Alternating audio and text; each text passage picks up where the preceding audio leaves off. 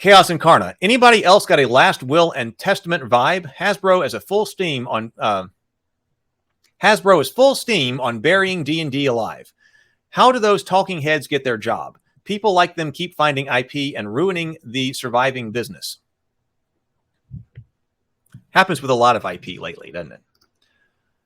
Building Persephone says, fortunately, I'm a player from a player DM perspective. The cost of this new system is a long tail. So not much if you don't get sucked into their new systems. It really sucks for creators, who we should support. Ollie Wright. Welcome, Ollie. Welcome, Ollie. Good to see you here on the channel. Ollie Wright says, great letter. Makes the legal problems with WotC's actions pretty clear. I would say that lays out the argument pretty clearly, too. I would say that, too. Bernhard says, regarding Grimhild, Paizo shares all the rules online already, so no need to repurchase the rules. Plus, no need to rebuy VTT content or character builder since they are free as well. 13th Age is gearing up for 2nd D, and they have an SRD as well. We should look at 13th Age as well on the Morning Grind one day. I don't know anything about that one. Trey says, while Wizards of the Coast coming after a single third-party developer will be easier, it sounds like this letter is closer to a notice of a class action lawsuit. Yeah, that's what I thought. And we hadn't explicitly talked about something like a class action lawsuit or all of the publishers getting together, which, of course, social media and the internet makes really easy. So I can see something like that happening. I could see some lawyers deciding, hey, look, we just feel like winning this because we're gamers and we're going to take this all the way. Let's get together all the third-party publishers. So even if one of the larger publishers that has potentially more cash to fund a legal challenge decides to take a deal separate with Wizards of the Coast and, whatever, make their deal, how about we just don't? And we take this all the way? That would be interesting. Grimhild says, so I started the campaign almost 3 years ago on Roll20. In 2021, I converted to Foundry VTT and we played there. And then some kind of update to Foundry corrupted my campaign. Oh, no. Oh, my God, that sucks. And we went back to Roll20. Kilo Echo November says, I hate this is something we were having to talk about, but I'm glad I found your channel. I'm glad you found the channel, too. Ordinarily, we talk about just geek-related stuff in general. On the Morning Grind, we have been very role-playing game heavy, but that doesn't necessarily mean we always are. I talk about a variety of stuff in the Geekverse. And then I've also, like, one night a week, I stream some video games, some retro games. I've been trying that out. Tonight, we're going to have Dinner and a Board Game. I run the show Dinner and a Board Game, which is when I have everybody over to my house. And we cook dinner, and then we play a board game. It's an actual play show. So there's a playlist. Check out Dinner and a Board Game. So we'll be watching a Dinner and a Board Game tonight and then probably painting miniatures live on stream tonight as well. In fact, I'm going to have to get ready for that pretty soon. So lots of stuff here on the channel. Please do. If you're here and you like what you see, I do organize everything on the channel by playlist. So you can hit up the playlist on my channel and kind of find the topic you're interested in and go through it. All related to the Geekverse, but there's a lot of stuff on role-playing games and board games, specifically right now. And I'm making action figures. Oh, I should show those. Also some stuff on making action figures. I'm making my own line of action figures. These are my Rabbit Knight prototypes. These are just prototypes here. These are my custom hand-painted prototypes for a line of action figures that I'm trying to release. So we talk about action figures too. So working on those. I've got an articulated prototype from the manufacturer. So there's a lot going on here. So I hate that this is something we're having to talk about. I do too, but I'm glad I found your channel. I subscribed and turned the bell on, so in the words of the former governor of California, I'll be back. All right, wonderful. Thank you so much, Kilo. Thank you very much. I really appreciate that. Grimhild says, I've been wanting to rebuild again in Foundry, but so much work for the first time, and everything is working in Roll20. See, I worry about that. Roll20 plus D&D Beyond plus Beyond 20 plugin. I worry about the setup time. And we've talked about the amount of GM overhead in online gaming. I've talked about that elsewhere because, at the table, hey, I got these markers, I got these paper, I can just, run this game. Sometimes players are expecting much more out of the virtual tabletop. Yeah, automated backups. That's nice that you can do it, though. Frank B says, this shows the importance of physical media. Owning digital copies of books and movies means you don't really own them. More like renting. Yeah, that's true. Or, like if you got a PDF, that won't be changed. But if you've got something like a book on well, through some other type of service that can be updated. Andrew says, are there big RPG influencers? I don't know the community. I know Hasbro works with big toy channels. Well, Critical Role as one. Who are our big YouTube Dungeons and Dragons YouTubers and podcasters? The Dungeon Dudes. I say Matt Corville. He publishes stuff. He's got a big channel, and that allows him to put out things like Strongholds and Followers. This was a massive campaign. Critical Role, the Dungeon Dudes, I would say. Who else? Who am I missing? Also, Grimhild Pathfinder 2 is like D&D plus extra rules, really. It's like 60% D&D. Benjamin Decker. Welcome, Benjamin. Welcome, Benjamin.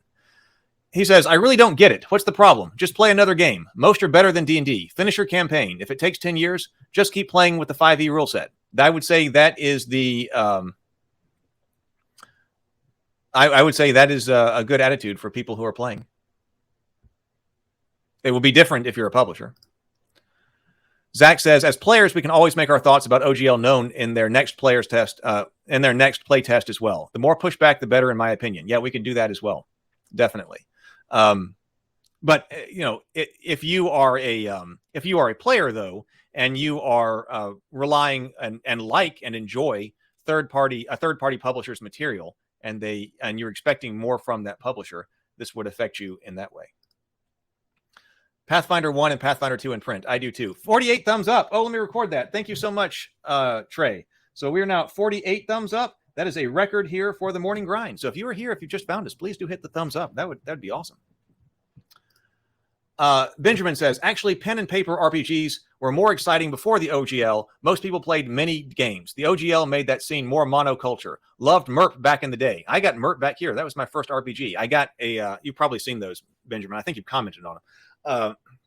MERP was my favorite, my first RPG, rather. My first RPG was MERP, Middle-earth role-playing. And I have that hardback book over here. Just fun to be able to grab books. MERP, yep, there's one. So that was actually got me started with fantasy role-playing right there. That's how it all started. Not fantasy gaming in general, but fantasy role-playing game. Hero Quest got me started, but with fantasy tabletop gaming in general. But this got me started with role-playing. And actually, Benjamin, that's actually, we were talking about that was a potential negative to the OGL people were talking about back in the day. There are positives and negatives. So the positive is that was apparently TSR was very litigious and going after people. And so the OGL let people breathe a sigh of relief that, hey, we're not going to take a combative attitude to other people who are in the community and working on stuff.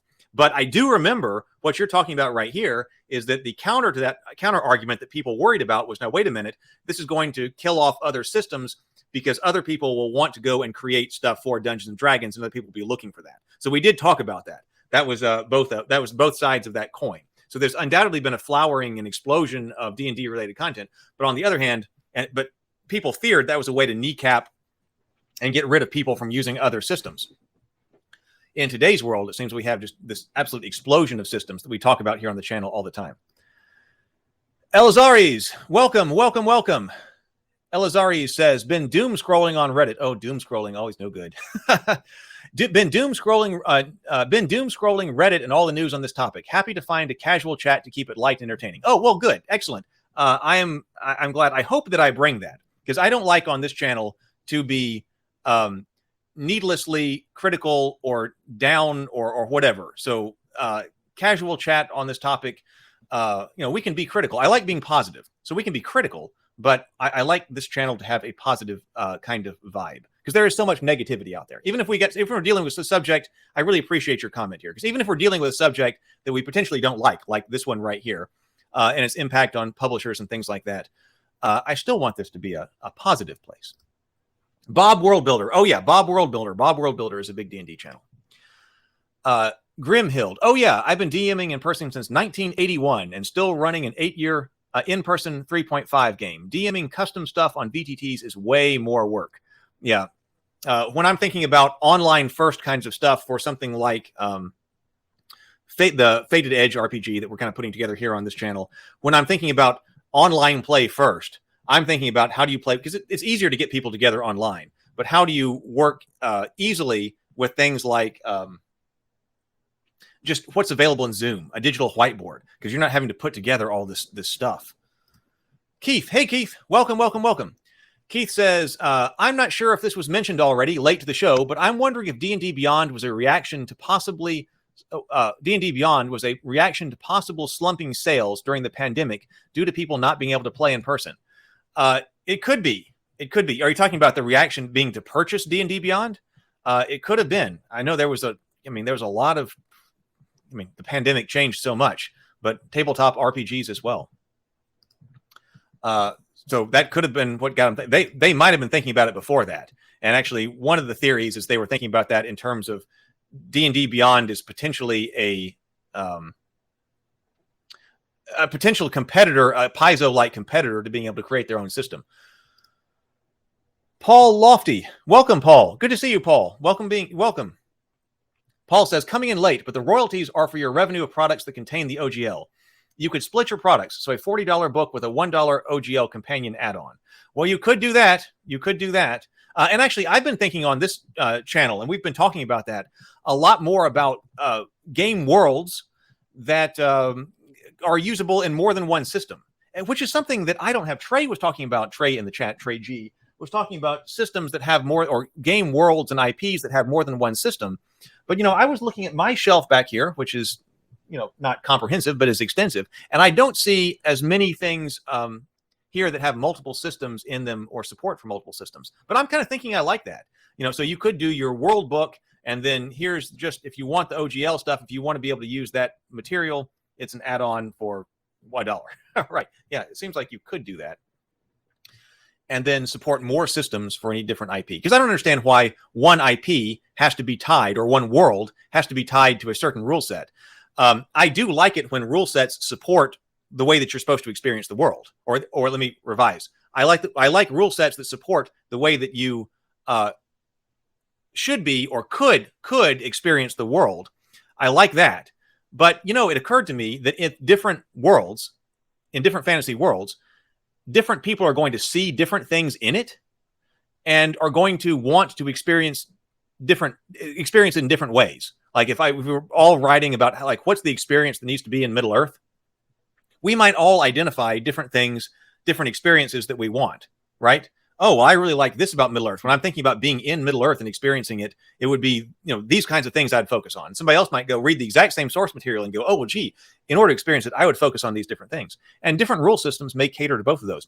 Neither one of those interpretations of what's most the feel of the system, of feel of the world is right or wrong. So why not have multiple rule systems that support multiple worlds? Keith Crow says, possibly WotC's desire to get in on the virtual tools that groups used at the time. And that is an easy way to just purchase that. The purchase of D&D Beyond is an easy way to all of a sudden get into that and gain access to that. Grimhild says, or Bernhard in response to Grimhild says, but on the other hand, you can now actually GM 3.5. Oh, big jump up to 53? 53. Thank you for keeping track of this, Mike. 53 thumbs up. Thank you all. And 37 currently watching via YouTube. I think most of our viewers do come in via YouTube. We did earlier on the stream actually hit 50 concurrent viewers across all channels this is going out on. Building Persephone says, D&D Beyond was independent before being brought by Wizards of the Coast. Right. I think it was actually developed by people who were up in Huntsville. I think. I want to say that. People are saying you should go up and, because I'm here in very rural Alabama.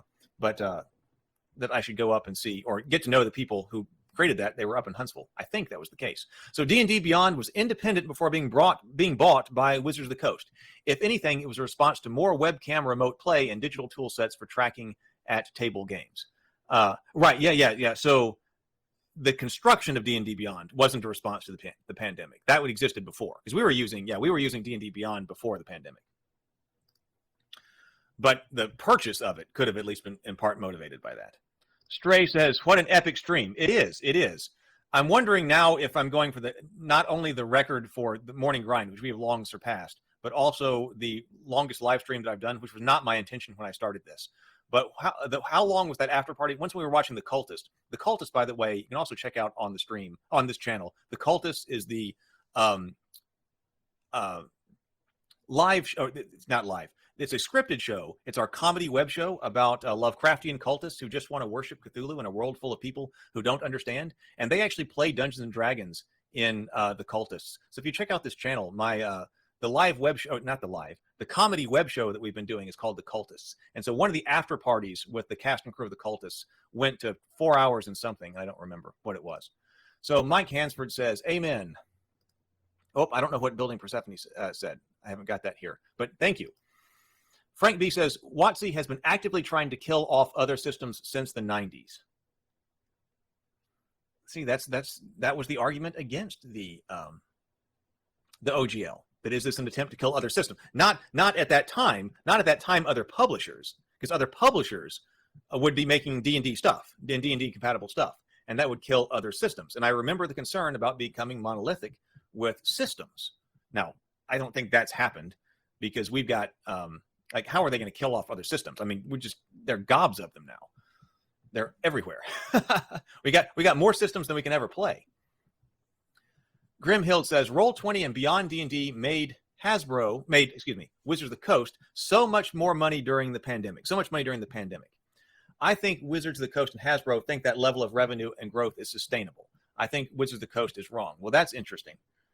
I don't remember when WotC bought D&D Beyond. Did they buy it during the pandemic or before the pandemic or after the pandemic? But if they owned it during it, then yeah, I can see them going, oh my God, this is the future. Like somebody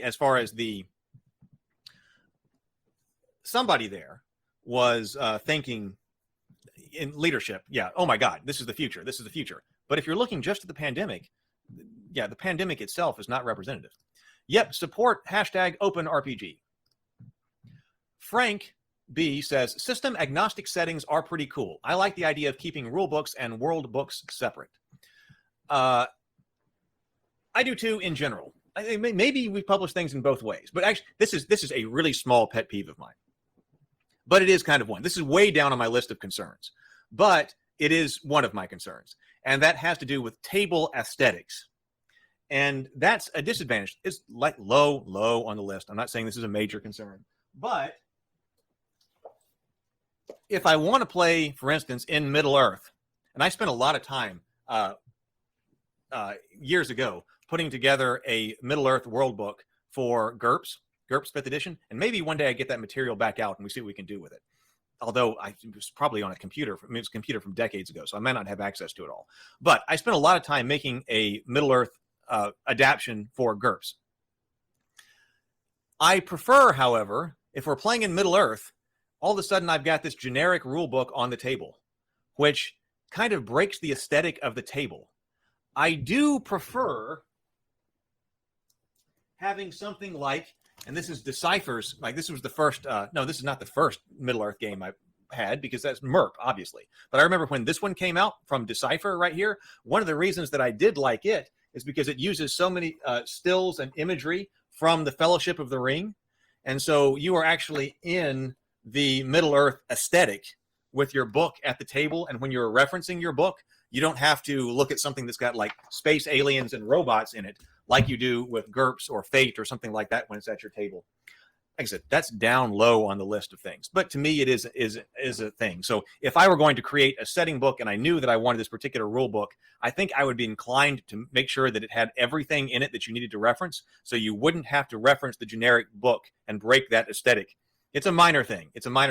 But that's why I think when we were doing Journey to the Tree of Sorrows that I was writing, the idea was, well, let's take some stuff from the SRD and let's put that, if we're referencing some material, rather than sending you back to another book, let's just go ahead and use the SRD since we can. Let's go ahead and put that rules inside what's going to be a very artistic and very art-heavy book that gives you the feel of the world. Let's go ahead and put that in that book.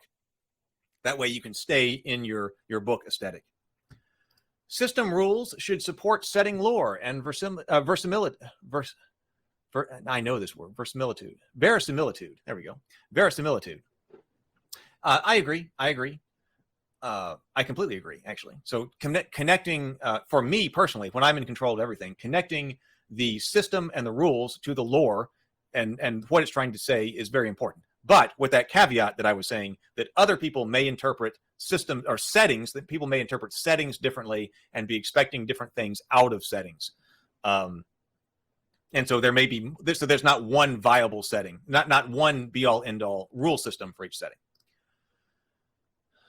Drohinix, welcome. Good to see you on the channel and on the stream. And he says, so is this the death of D&D and the return of Pathfinder? Well, I don't know. Of course, nothing has been officially published yet. The license is not out officially yet. So who knows? If something is changing on Twitter or something like that, let us know if Wizards of the Coast puts something out while we're live here. So is this the death of D&D and the return of Pathfinder? I don't know.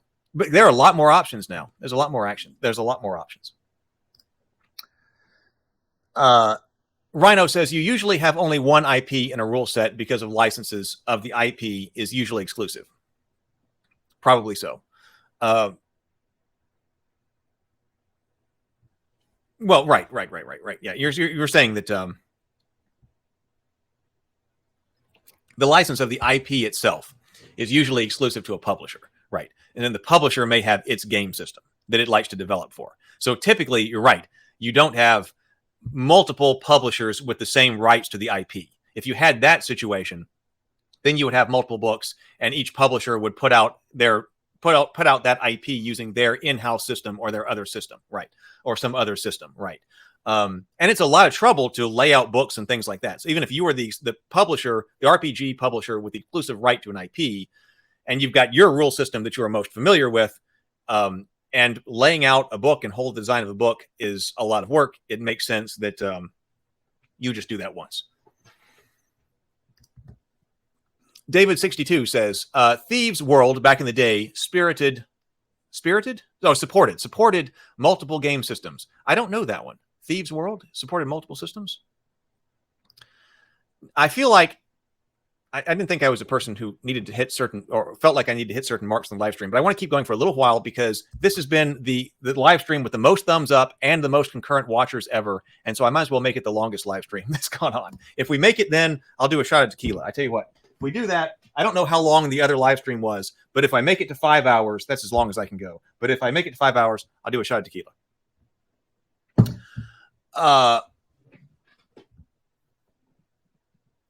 So Bernhard, right, this is not published, right, regarding the official publication of this. Drohix, most likely not, unless they push through with this, which I doubt. I'll be interested to see what happens. But I would like, if they're shocked by this, or they're expecting to play the hero, like we talked about earlier, you would think they would have already said something.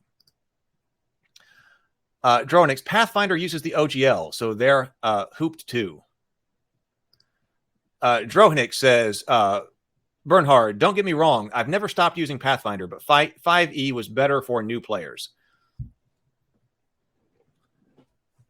Yeah, I mean, I've introduced people to 5e, but what the best system is to introduce people to. Like, I introduced my nephew to role playing with 5e, but he wanted to play Dungeons and Dragons. He specifically wanted to play Dungeons and Dragons. And so there's that element too. Do we want to role play, or do you specifically want to play Dungeons and Dragons? Sometimes you do. I mean, there's nothing wrong with that. Sometimes you specifically want to play Dungeons and Dragons. He specifically wanted to experience Dungeons and Dragons. Grimhild says, love the cultists. Oh, excellent. You've seen the cultists. Excellent. Love the cultists. Still catching up on it. By the way, I am also a big fan of, big Call of Cthulhu fan. I have almost everything published for Call of Cthulhu up until 2012.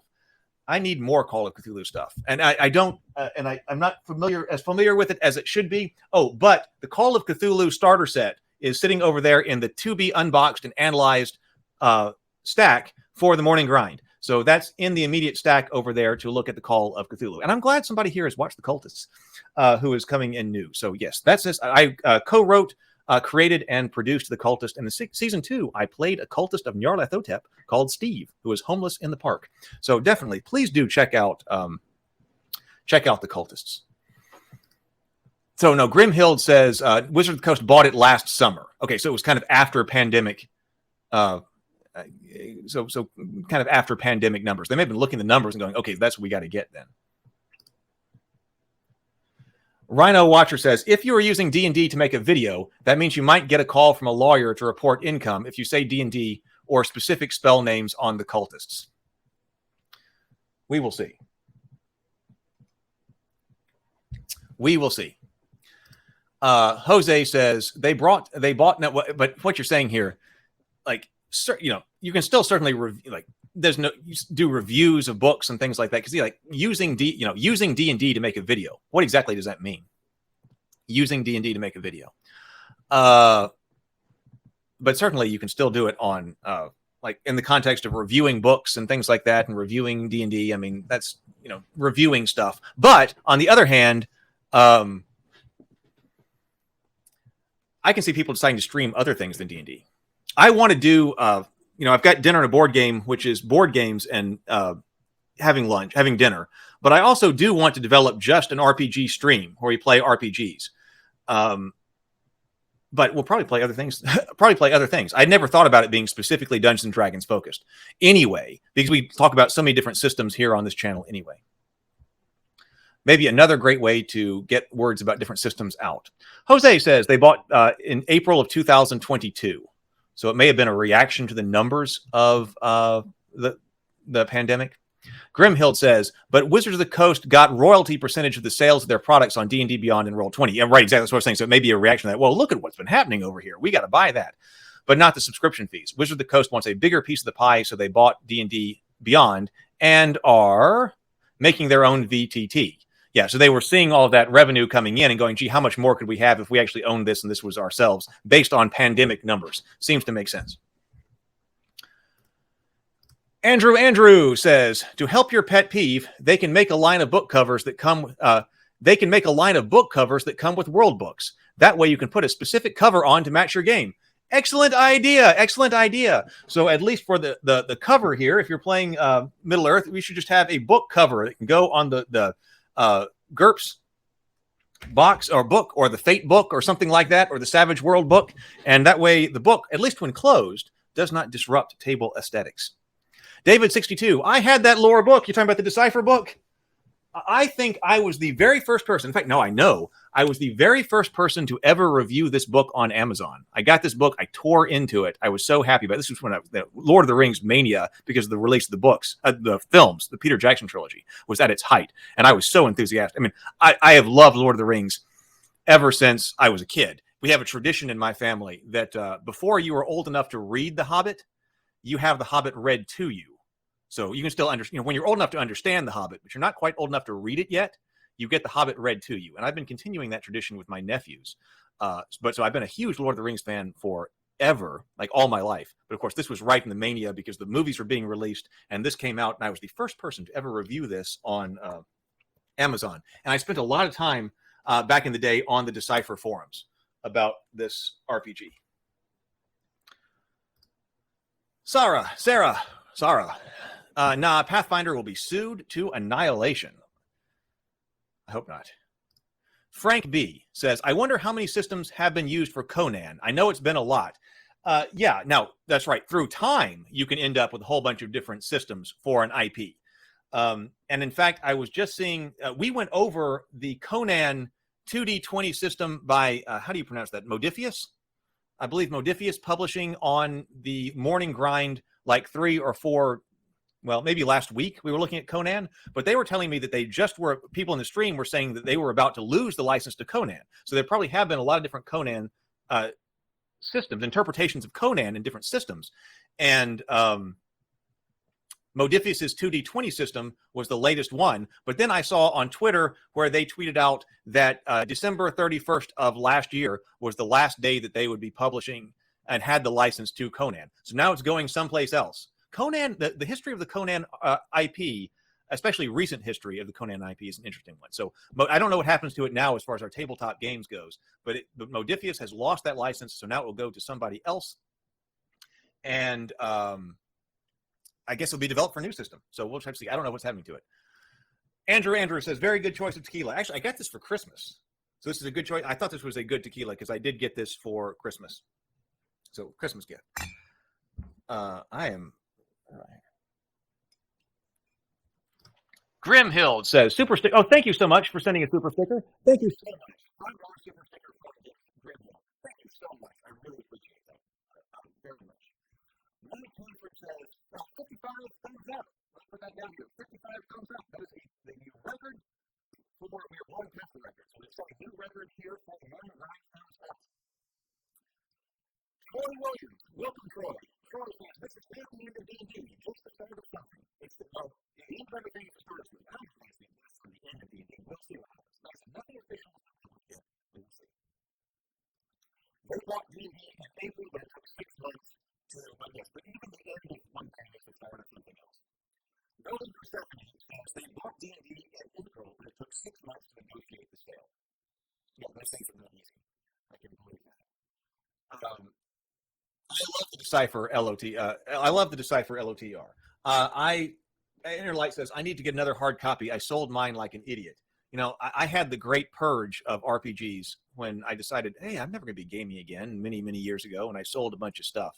This book survived that. It was one of the few that did. I've been having to rebuild my collection because, like an idiot, I was like, well, I guess I'm a college professor now. I'm graduated school. I'm a college professor now. I guess I won't ever do any more gaming. So ended up selling a bunch of gaming stuff. I wish that I had not. One of the things that I sold that I wish I did not is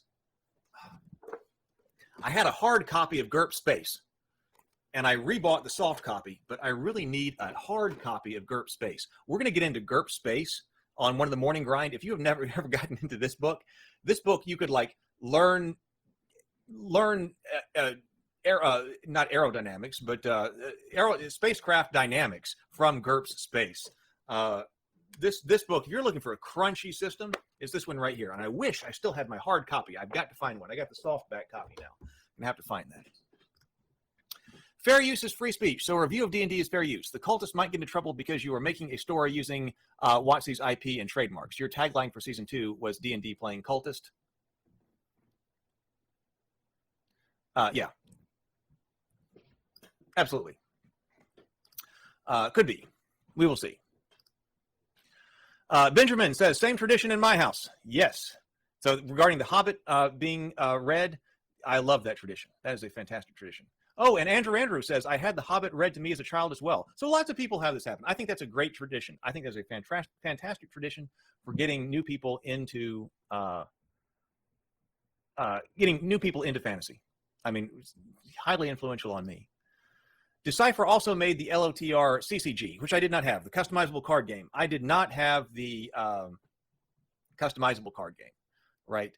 I wasn't into card games at the time. Like I said, I never got into Magic the Gathering. And so I wasn't really into card games in general. But that, I think it was hypothesized at the time, there wasn't a whole lot of development that went on for this system, right? Wasn't a whole lot of development. There were a few books released, but there weren't very many. And there were other books that were still in development that were never released. And a lot of people seem to hypothesize at the time that the license for the customizable card game and the role-playing game were kind of packaged, and customizable card games were huge at the time. And the Decipher may have really wanted the card game rights. That's really what they were after. But then it kind of came with the RPG rights. So this was always kind of an afterthought. I don't know that that's true. That's just what it was hypothesized at the time, especially on the boards. That why aren't we getting more support here? Well, it's because maybe all the attention was on the card game, because that's were huge at the time. Tom E asks, is that LOTR book from the same producer as Dark Heresy? The cover style seems similar. Well, I don't know. I don't know Dark Heresy. Somebody else in the comments might know, but this was published by Decipher, which I hadn't heard from Decipher, and I haven't heard the name a lot. Oh, Mike says, Mike sends a $5 super sticker. Thank you so much, Mike. Thank you very much for your generosity. I really appreciate it. Thank you. Always good to have you in the chat. Rhino Watcher says, the new OGL might signal that they will start cracking down on monetized streaming shows, songs, and parodies with D&D IP. Could be. It could be. That cracking down on live play D&D streams, we'll have to see how that goes. We'll have to see. Retro Nerd Girl is here. Welcome, Retro Nerd Girl. Retro Nerd Girl says, I can't wait for GURPS Space. We've always, so we'll go through that. It'll be fun. It's so crunchy. We always wanted somebody to run GURPS Space with all the rules in place about, how your spacecraft operates and how you build out your spacecraft and how you accelerate, and if you can figure out if you've got enough fuel to get off a planet with a particular gravity and all of that.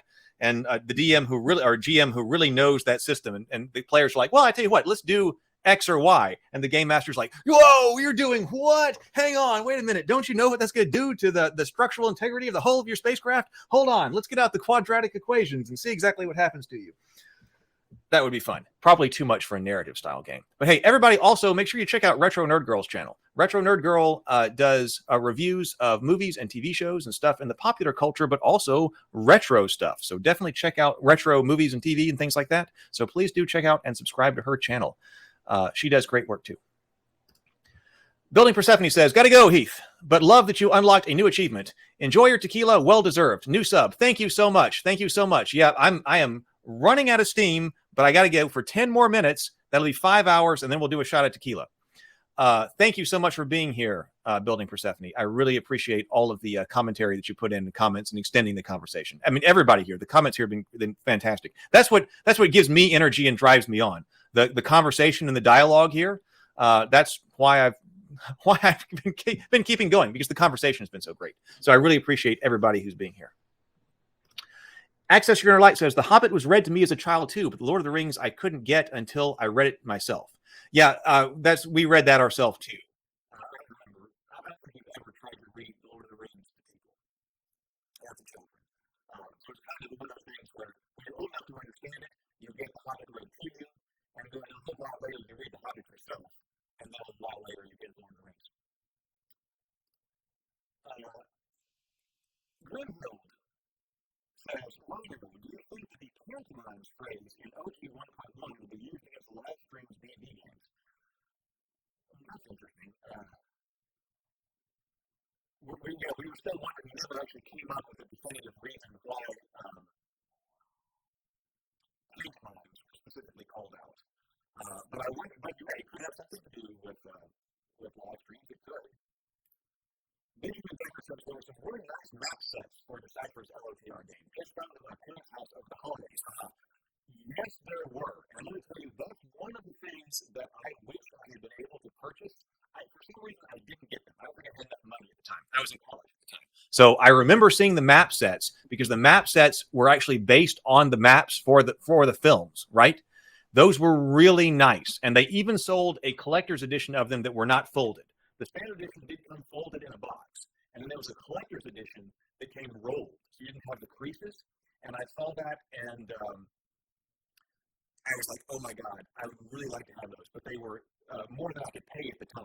So, as far as great RPG non-purchases that I regret, that was one of them. That's definitely one of them.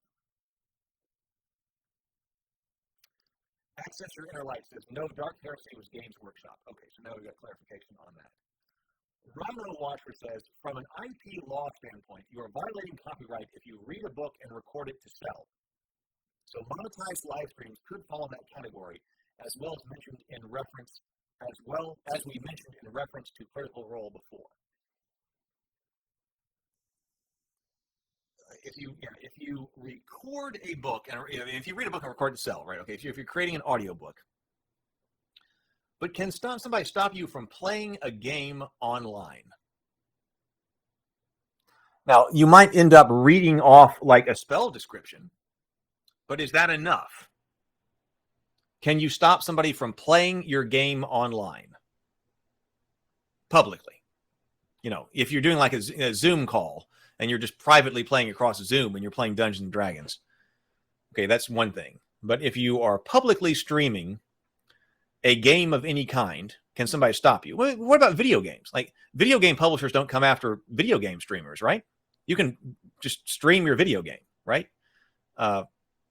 So if you decide, hey, I'm going to play whatever game, whatever board game, whatever tabletop game, and I'm going to stream it, seems like the incarnation of playing the game is different from what you're bringing up here. Andrew says, I wonder if that's why I prefer The Hobbit to Lord of the Rings, because it was read to me first before I read it. Also, I didn't have LOTR read to me. That would have taken some time. Yeah, it would take a lot more. That's probably why it doesn't happen quite as often. It would take a lot more dedication to get through The Lord of the Rings than it would be The Hobbit. So Rhino Watcher says, yes, the pantomime phrasing was what I was thinking of for live streams and shows like The Cultist that use D&D or playing D&D in the plot. Well, what about fair use? Well, we were thinking, We've been talking about that. Fair use is talking about a thing, not replicating a work or using another entity's trademark. That's not fair use. I thought Dark Heresy was Fantasy Flight. So we have another. I don't know Dark Heresy, so I can't go.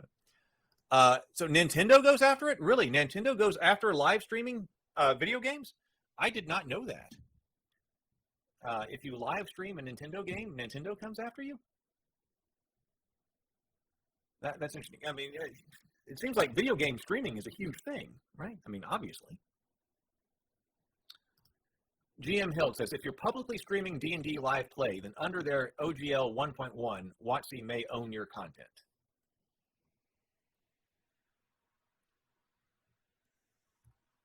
Somebody's going to... We need multiple opinions on this. It's Dark Heresy 2nd edition is Fantasy Flight games. Keith Crow says, I think we need to do a Children of Huron discussion, going back to a few previous weeks' discussion. Yes, we do need to do Children of Huron discussion. So Brianna and I have been studying, I remember this came up, and I need to read this again. So Brianna and I, if you don't know, Brianna De Silva is the director of The Cultists, and she's also the co-writer.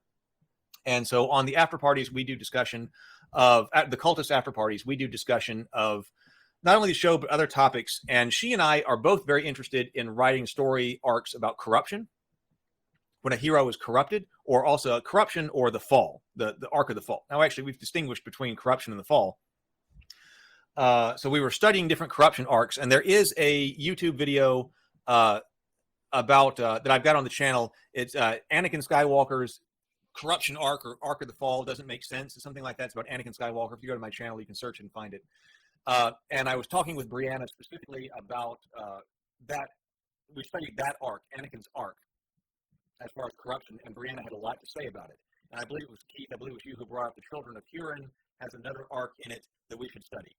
That's another kind of a show idea that I've got where we discuss story ideas. I think it would be ideal to do with Brianna, because Brianna and I meet at least once a week to discuss stories and what we're writing and film beat sheets and things like that. So I think eventually being able to do that live together sometimes would be good, and Children of Huron should be on that. But that does mean coordinating with her and doing something else, so we would say. So we will see. But I would like to be able to talk more about stories, particularly if we got a discussion and dialogue going on. And Brianna is fantastic about that. Dragon RSF says music focused. Part of the OGL. Andrew says lots of Twitch channels stream Nintendo games. The new Pokemon has many big streamers. Surely. I'll have to know more about that. Okay, maybe WotC won't own you. Troy Williams says, I have Lord of the Rings role-playing, the one you showed. I love it. It's awesome as hell. Yeah, I think it seems like even though this may not have been, had a whole lot of attention from Decipher as far as continuing on its line, putting out other things. Fell Beast and Wondrous Magic came out. I mean, there were not very many. This was not a long-lived line. So even though Decipher may not have had a lot of attention put to the line, the people who wrote it, I think, put a lot of care into this. I think they put a lot of care into this. So that's why this is a good one. So we've got MERP, and then MERP went away. That was by Iron Crown Enterprises. Then we had Decipher's RPG here. Then the One Ring, and I was not into the One Ring at all when it was owned by, who was its previous publisher, the first edition. So the One Ring came out. And then they did a 5th edition version of One Ring as well. So there's a world supported by 2 systems. At that time, who was the publisher of the One Ring? The One Ring first edition. I forget, but they had both a One Ring system version and then also a 5e version. And I was a bit skeptical of 5e's ability to do Middle Earth, but I did read it, and I never got to play it, so I don't have first-hand experience. But it does seem like they created all custom classes for Middle Earth for 5e, and so actually they may have worked better than I think. And hey, there are probably a lot of people who say, well, I don't want to learn a new system, but who would like to play Middle Earth and pick up the 5e system, so it probably worked. So there is an example. That publisher, Cubicle 7, thank you.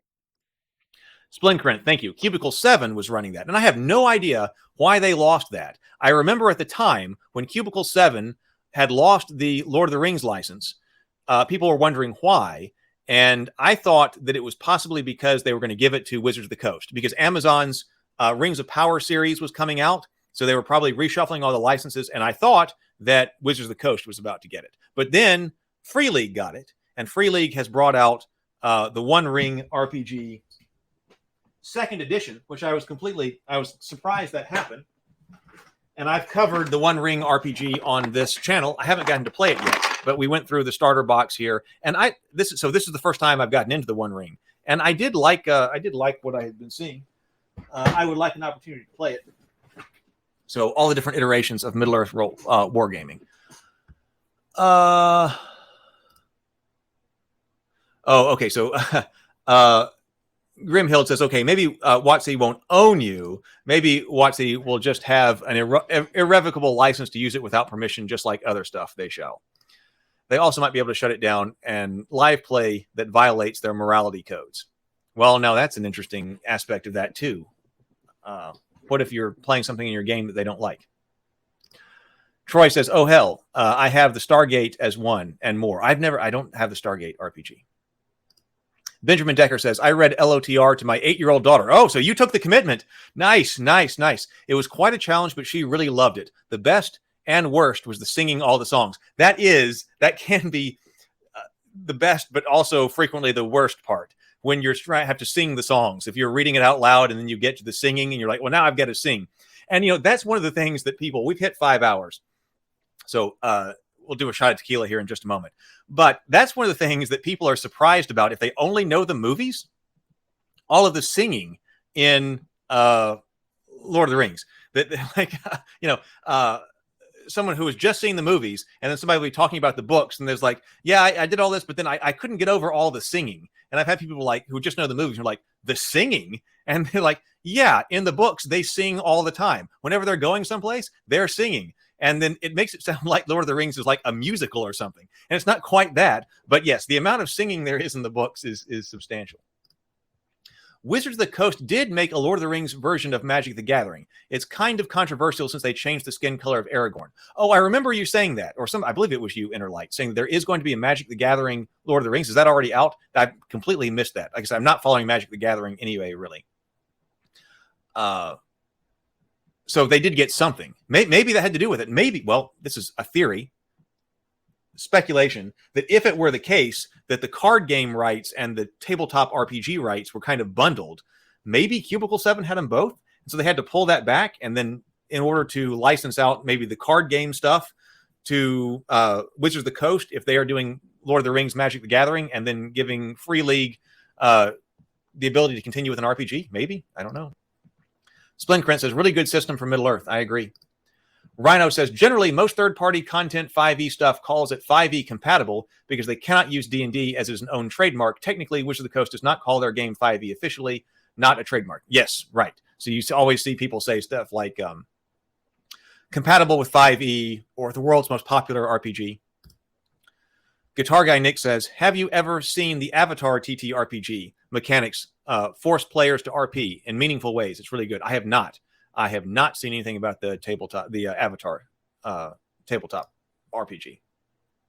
Heath says, I haven't actually read The Children of Hurin yet. An upcoming discussion would be great motivation for me to finally read it. I need to reread it, so it would be too. So many things to do. Mike Hansford says, love the version of the songs from the animated version of The Hobbit. Yes, they did put it in the animated Hobbit. Yes, they did. All right. So I think it is time. It is time. Because I had other things to do today. I still have other things to do today. Before the live streams tonight, we'll be painting some miniatures tonight. Dinner and a Board Game will be first. Then we'll rewatch Dinner and a Board Game on the Crafter's Corner. So if you want to paint up stuff, now would be a good time. Spray paint some miniatures. And then we'll be painting tonight on the Crafter's Corner. Love to have you there while we're rewatching Dinner and a Board Game. So here's the tequila right here.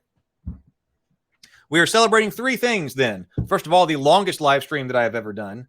Also, the most concurrent viewers, which was 50. At its height, it was 50 concurrent viewers. And what's our thumb count? 53? Cubicle 7 lost their rights to a disagreement with the owner of the Tolkien estate. Oh, that's interesting. So is it 48 or 53 thumbs? Whatever it is. It's 57. 57. All right, I'm marking that down as my number. 57 thumbs up. Concurrent viewers, max at 50, and then a 5-hour long stream. So do I have salt over here? I do. Always, you keep the salt and the tequila here at the desk, right? So tequila. Boom. Thank you so much for being with me. This was incredible. Had no idea this was going to happen when I got started this morning. Thank you all for being here. It was a wonderful live stream. We're going to carry on. We're going to carry on gaming. The last thing I will do, if you are here and you are not part of the Discord server, let me just drop a link in there. I would like to see you on future videos and also in the Discord server. And hey, there will be stuff premiering tonight. I got to get to work on that. So later, everybody. Thank you so much. Love you. Be productive. See you tonight. Bye.